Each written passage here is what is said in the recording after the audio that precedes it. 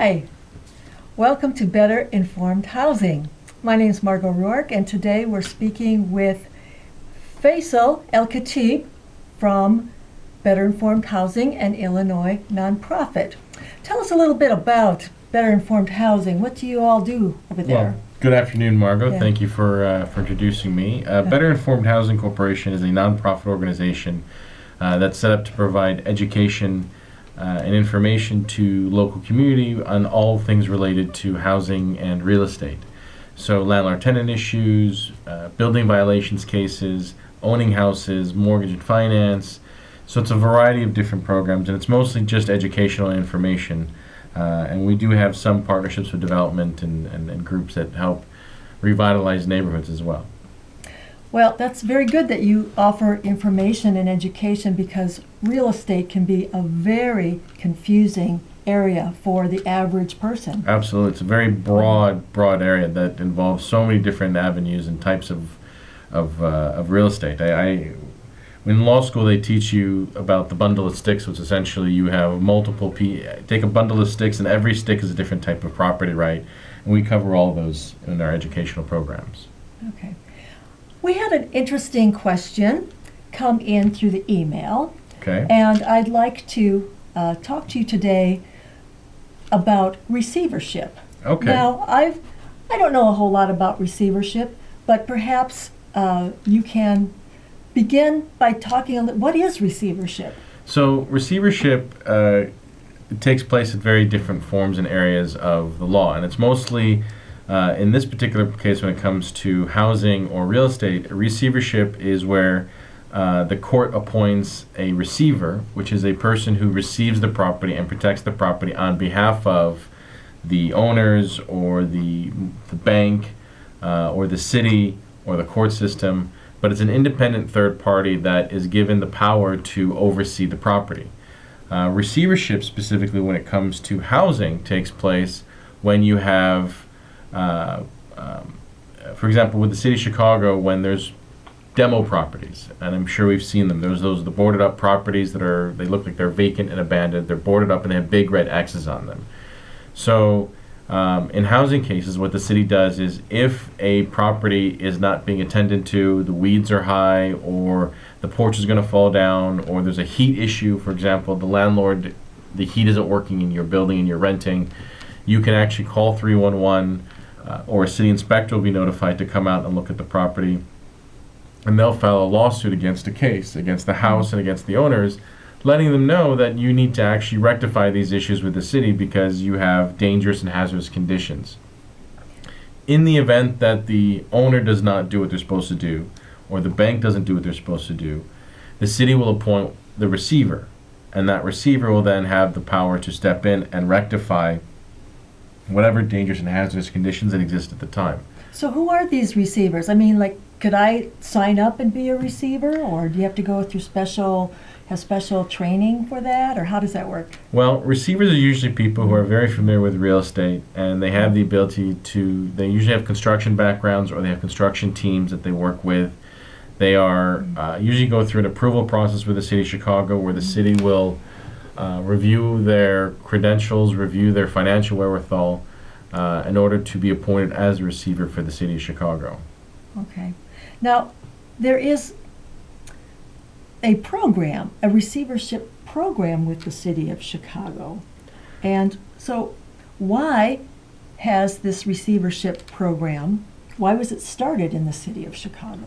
So, really the receivership program was set up because the city didn't have the funds necessary to do all the work themselves. They do have some money to do some of the work, but there's also instances where they don't have the issues that they can address.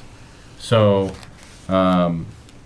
they brought in receivers, or independent private parties, to step in where the government wasn't going to or couldn't come because of budgetary concerns or issues. I think the question that I would always ask is, why is a receiver, or what's the underlying issue? And a lot of that is building violations. So building violations that come up could be anything from, let's say you hired a contractor and the contractor didn't get a permit for masonry, or get the plans necessary to repair a wall. So if the city finds out that you did work without a permit, they'll issue a violation against you. And that violation is that you didn't get the proper permits. So there's usually two areas. You're probably wondering, where do these violations take place? So you have two major areas of the court where they take place. One is at the administrative level, and I believe there's one, maybe two locations, but the primary one is at 400 West Superior. So let's say, Margot, you don't cut the grass in your lawn, and the city will issue a ticket, and you'll have to you'll get a ticket, and then you have to show up to court and say why didn't you cut your grass, or that you cut your grass, you got it taken care of, or that you should have never gotten the ticket to begin with. So the more dangerous issues, and when there's dangerous and hazardous conditions, for example, there's the porch is going to fall over, or the roof is caving in, or the property is abandoned. Those are dangerous conditions where the concern is where someone could fall and hurt themselves, or get injured, or could die. Or if there was a fire, first responders such as the police or the fire department could injure themselves severely if the property isn't taken care of. Holes in floors or holes in ceilings. Those are all dangerous and hazardous that require an escalated attention, and that's what usually get filed at the Daly Center and Housing Court. And those are usually broken up either by type of case, or they're set up across geographical location. Okay, I'd like to put the information here on the screen so that folks who are watching can get in touch with you if they recognize any of the scenarios that you've been talking about. It's Better Informed Housing. You are an Illinois not-for-profit association, and the primary mission is education and information.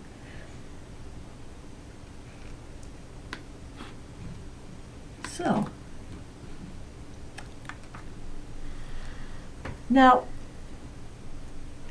is going into receivership, it sounds like it can be a double-edged sword. It sounds like it can be a really bad thing, or it can be a really good thing.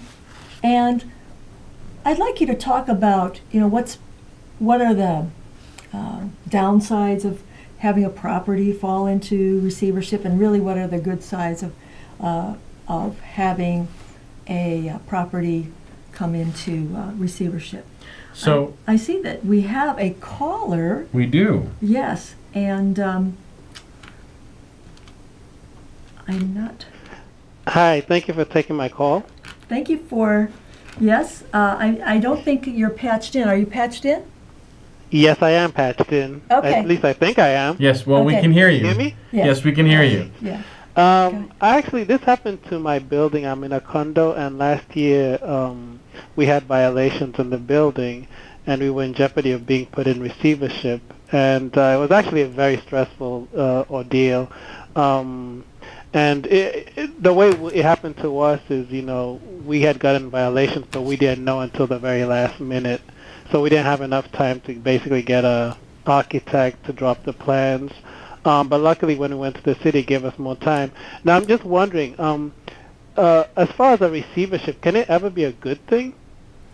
So it can be a good thing, depending on first of all, thank you for your question, and that sounds very stressful, but it can be a good thing. For some of the programs that the city has, for example, they get through Neighborhood Housing Services, NHS, and they have a couple other nonprofits, where they'll be appointed as receivers, and let's say you can't afford to do the repairs in your house, they'll do the repairs, the property's owner occupied, then they'll put a lien, the receiver will put a lien on the property, but they won't foreclose and take the house if you're living in the house. And that's specifically designed to give financing and assistance to senior citizens or homeowners who can't afford to do the repairs, but they have to do the repairs.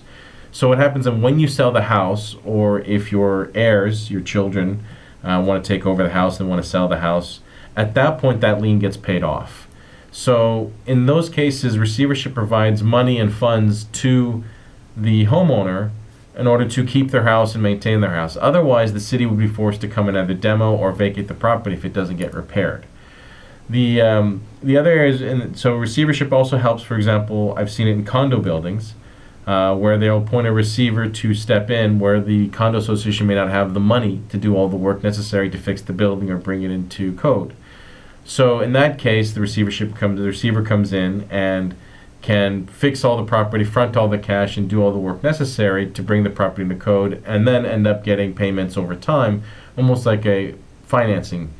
However, I would say that receivership can be very expensive, and the interest rate is usually between 12 to 15%, and it's a very powerful lien that can actually step in front of the bank's lien. So receivership can be a good thing in some cases, but it usually is a case of last resort as opposed to a first option. The other cases where receivership is very powerful and can be helpful is to kind of bring back, to unblight our blighted neighborhoods. So I'm sure we've all seen them, neighborhoods that have block after block of boarded up houses or vacant lots. So what the receivership can do is it can give an opportunity to private developers to step in and address what we call the zombie titles. So there are times and instances where the owner can't fix the property because they don't have enough money, or the property doesn't have the value to be fixed, and the bank is not going to spend any more money on the property to fix it, and they won't foreclose because it's an area that they don't like or is not favorable to them, or they don't see any value there. So you might have a $300,000 mortgage on a property that's worth $100,000 or maybe even $20,000.